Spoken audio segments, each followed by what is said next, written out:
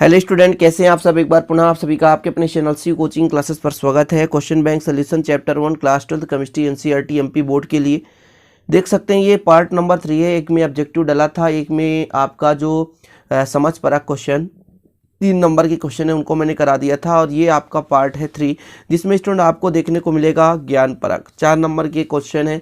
अभी मत सोचना कि 4 नंबर क्वेश्चन है तो हमको एक पन्ने ही लिखना पड़ेगा, एक पेज ही लिखना पड़ेगा। जितना क्वेश्चन पूछा जाएगा उतना ही लिखना है आपको, समझ रहे ना प्यारे भाइयों। तो आप लोगों को यहाँ पर ध्यान रखना है। देखिए एग्जाम में हो सकता है ज्ञान परक को समझ परक में, समझ परक को ज्ञान परक में क्वेश्चन दे सकता है। ये मत सोचना कि 3 का 4, 4 का 3 नहीं हो सकता है क्वेश्चन के हिसाब से वहाँ पर दिया जाएगा। तो आप लोग देखिए, पहला क्वेश्चन है साधारण नमक कभी कभी रंगहीन होने के स्थान पर पीला रंग दिखता है, क्यों? तो यह केंद्र के कारण पीला रंग दिखता है, ये ऑब्जेक्टिव में पूछा गया था। तो देखिए साधारण नमक में धातु अधिक त्रुटि के कारण ऋणायन, क्लोरीन यहाँ पे ऋणायन है, Cl नेगेटिव अपने नियत जालक बिंदु से गायब हो जाते हैं, किंतु एक इलेक्ट्रॉन वहां छोड़ जाता है जिससे क्रिस्टल विद्युत उदासीन रहता है। ऋणायन के रिक्त स्थान पर एक छिद्र बनता है, इस छिद्र को F केंद्र कहते हैं। इस कारण से NaCl पीला दिखाई देता है। अब देखिए इनके जो आपको अदर वीडियो कहाँ मिलेंगे, प्लेलिस्ट में मिलेंगे। और कई बच्चे ने बोला कि सर फिजिक्स केमिस्ट्री बायो का अलग अलग प्लेलिस्ट बनाइएगा, नहीं, एक ही प्लेलिस्ट में रहेगा, क्योंकि ऑलरेडी इतने प्लेलिस्ट बन चुके हैं कि वहाँ पर ढूंढना आपको मुश्किल हो जाएगा। इसलिए एक ही प्लेलिस्ट में क्वेश्चन बैंक करेंगे, वहाँ पर डाला रहेगा केमिस्ट्री पार्ट 1 चैप्टर सब कुछ डाला रहेगा, तो आपको ढूंढने में दिक्कत नहीं होगी। तो पहला क्वेश्चन का आंसर हो गया, जिसे आप स्क्रीनशॉट कर लीजिए। दूसरा क्वेश्चन है स्टूडेंट, धातुओं तथा अर्धचालक की चालकता पर ताप का क्या प्रभाव पड़ता है? तो देखिए धातुओं की चालकता मुक्त इलेक्ट्रॉनों के लगाए गए विभवांतर में इलेक्ट्रॉनों के गमन के कारण होती है। ताप में वृद्धि से जालक कंपन बढ़ जाता है और इलेक्ट्रॉनों की गतिशीलता कम हो जाती है। ताप वृद्धि के साथ धातुओं की विद्युत चालकता भी कम हो जाती है। यदि इलेक्ट्रॉन गति करना कम कर दें, यदि उनका इलेक्ट्रॉन का गति रुक जाए तो चालकता ऑलरेडी कम हो जाएगी। इलेक्ट्रॉन जितनी तीव्रता के साथ गमन करते हैं स्टूडेंट, उसकी चालकता उतनी ही अधिक होती है। लेकिन ताप बढ़ाने से क्या होता है कि जालक कंपन बढ़ जाने से इलेक्ट्रॉनों की गतिशीलता कम हो जाती है, मतलब पूरा सिस्टम ही कंपन करने लगता है, जिसके कारण से उसमें जो गति करने वाले इलेक्ट्रॉन है उनकी कंपन कम हो जाती है, उनकी गति कम हो जाती है, इसलिए चालकता कम हो जाती है।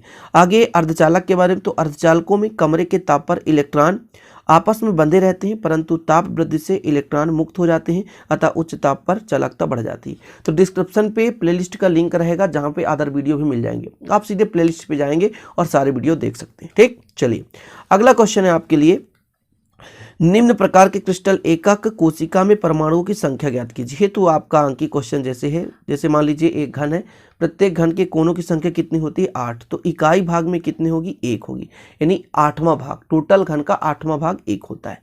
तो यहाँ पर देख सकते हैं साधारण घनी SCC में है ना, simple cubic cell, unit cell के कोनों पर 8 होते हैं। परमाणु में यूनिट सेल प्राप्त अंश कितना होगा? 1/8 × 8।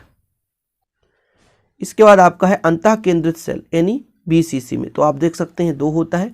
फिर आपका FCC में होता है 4। ऑब्जेक्टिव भी पूछा जाता है, SCC में इलेक्ट्रॉनों की संख्या 1 होता है, BCC में 2 होता है और FCC में होता है 4। तो इसे आप लोग नोट डाउन कर लिया करें, स्क्रीनशॉट कर लें। पूरा आपका यही है जो मैं करा रहा हूं, कोई गलत नहीं है, आसानी से आप कर सकते हैं। इसके बाद देखिए क्वेश्चन नंबर 4, आणविक ठोस द्रव अवस्था में विद्युत के चालक होते हैं लेकिन ठोस अवस्था में नहीं, मतलब गलित अवस्था में विद्युत के चालक होते हैं। देखिए कोई भी पदार्थ होगा जिसमें इलेक्ट्रॉन सुगमता पूर्वक बहेगा, उसी में तो चालकता होगी। तो चूंकि क्या होता है स्टूडेंट, ध्यान दीजिए यहाँ पे, जब वो गलित अवस्था में आते हैं तो मुक्त इलेक्ट्रॉन आसानी से गति कर सकते हैं। इस कारण से गलित अवस्था में विद्युत के चालन होते हैं, मतलब इसमें विद्युत का चालन आसानी से हो सकता है, मुक्त इलेक्ट्रॉन गमन कर सकते हैं। जबकि कोई यदि ठोस है तो उसमें विद्युत का चालक नहीं होगा, क्योंकि आणविक ठोस की बात करूँ कि उसमें मुक्त इलेक्ट्रॉन नहीं होते। देखिए ठोस अवस्था में आयन स्वतंत्र नहीं होते, अतः आयनिक ठोस अच्छे चालक नहीं होते, जबकि गलित अवस्था में आयन मुक्त रहते हैं, जिसके कारण से विद्युत धारा प्रवाहित होती है और विद्युत के चालक होते हैं। स्क्रीनशॉट ले लीजिए आप। अब क्वेश्चन नंबर 5 की बात की जाए कि कारण बताइए, शुद्ध क्षारीय धातु हैलाइड फ्रैंकल दोष क्यों दिखाते हैं? और दूसरा NaCl क्रिस्टल में Na पॉजिटिव कितने समन्वय संख्या की संख्या 6 होती है? देखिए क्षार धातु हैलाइडों का आकार बड़ा होता है, अतः ये अंतराकाशीय स्थानों पर नहीं जा सकते, इस कारण से इनमें फ्रैंकल दोष नहीं पाया जाता। और दूसरा क्वेश्चन है आपका, NaCl क्रिस्टल संख्या में Na पॉजिटिव तथा Cl नेगेटिव दोनों आयनों की समन्वय संख्या 6 होती है। सिंपल तरीके से इसमें स्टूडेंट 6 होती है, इसमें कुछ पूछे नहीं, कारण बताइए NaCl, क्योंकि आपको मैं बता देता हूं कि समन्वय संख्या 6 क्यों होती है, क्योंकि Na पॉजिटिव Cl यानी क्लोरीन वन निगेटिव के 6 आयनों से घिरा होता है। इसी प्रकार Cl1 निगेटिव सोडियम 1 पॉजिटिव के 6 आयनों से घिरा होता है, इस कारण से इसकी समन्वय संख्या 6 होती है।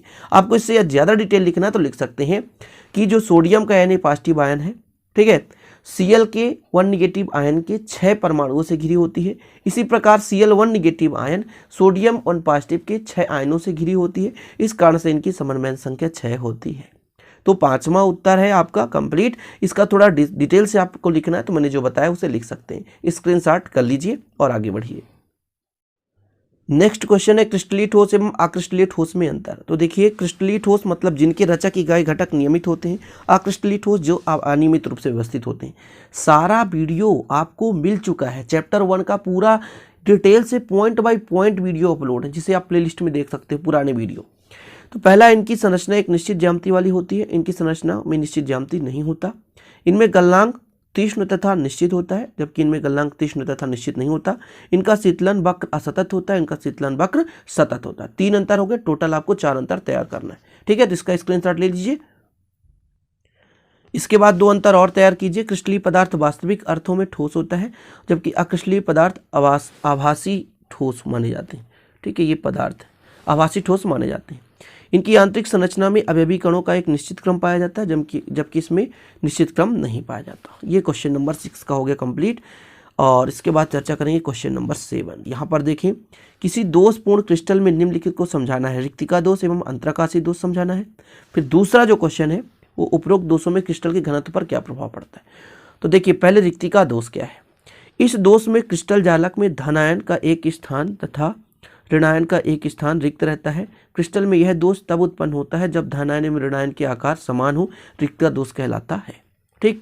मतलब उसी में रिक्तिका दोष उत्पन्न होगा जिसमें धनायन ऋणायन समान होंगे, और इनमें दोनों, एक धनायन यदि गायब होगा स्टूडेंट तो ऋणायन भी गायब होगा, क्योंकि उनमें उदासीनता का गुण होना चाहिए। इतना क्लियर है ना, रिक्तिका दोष कि उन्हीं में होगा जिनमें धनायन ऋणायन समान होंगे, और जितना ऋणायन रिक्ति होगा उतना धनायन, यानी बराबर संख्या में रिक्ति दर्शाते हैं। अंतराकाशीय दोष में क्या होता है कि इसमें परमाणु अथवा आयन जो क्रिस्टल के समानतः रिक्त अंतराकाशीय स्थान को ग्रहण करते हैं, अंतराकाशीय स्थान के दोष कहलाते हैं। बहुत सिंपल है ये, ठीक है। दूसरा भी क्वेश्चन इसमें, उपरोक्त दोषों के क्रिस्टल के घनत्व पर क्या प्रभाव पड़ता है। तो पहले आप लोग इसका स्क्रीनशॉट ले लीजिए। तो दूसरे का आंसर यहाँ पर देखें कि इस क्रिस्टलों में ठोसों का घनत्व तो कम हो जाता है और साटकी दोष की विद्युत चालकता में कोई परिवर्तन नहीं होता। साटकी दोष की संख्या में बहुत अधिक वृद्धि से क्रिस्टल के घनत्व में कमी स्पष्ट प्रतीत होने लगती है तथा फ्रैंकल दोष के कारण क्रिस्टल विद्युतीय चालकता में वृद्धि होती है। इसके कारण जालक में कोई अणु अनुपस्थित नहीं रहता, अतः क्रिस्टल के घनत्व में कोई परिवर्तन नहीं होता।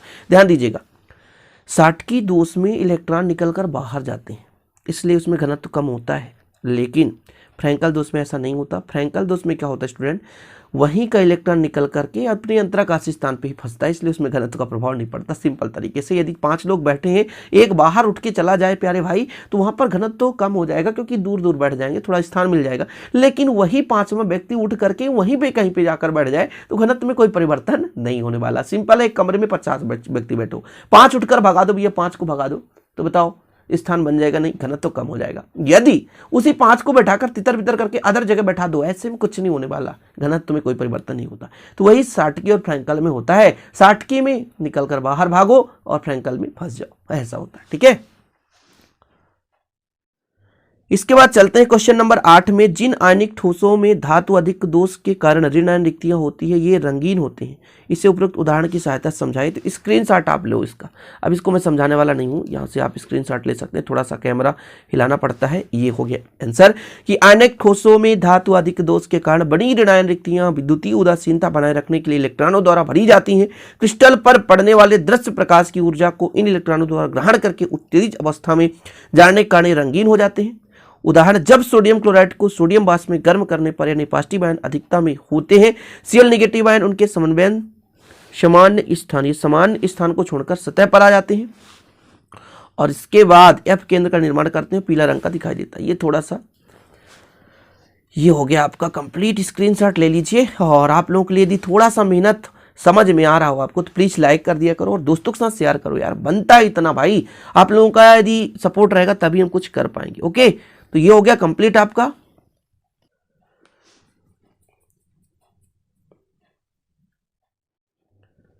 तो लास्ट क्वेश्चन है क्वेश्चन नंबर 9 कि फ्रैंकल दोष में ठोस के घनत्व पर कोई प्रभाव नहीं पड़ता जबकि साटकी दोष में ठोस घनत्व कम हो जाते हैं, क्यों? ये चीज़ आप लोगों ने पढ़ लिया, मैंने समझा ही दिया, ठीक है। तो इसका भी स्क्रीनशॉट ले लें, छोटे मोटे क्वेश्चन है, अच्छे से लिख लिया करो, तैयार करते रहो। हालांकि जो आप लोग बेसिक से पढ़ते आ रहे होंगे, चैप्टर 1 का वीडियो देखे होंगे, तो आपको कोई दिक्कत नहीं होती होगी, इसे आप आसानी से चुटकी बजाते ही समझ गए होंगे। तो आशा और उम्मीद है वीडियो पसंद आएगी, पसंद आए तो लाइक कर देना, दोस्तों को शेयर कर देना, नए चैनल को सब्सक्राइब कर बेल आइकन प्रेस कर लेना। मिलते हैं अगले वीडियो में। जय हिंद, वंदे मातरम।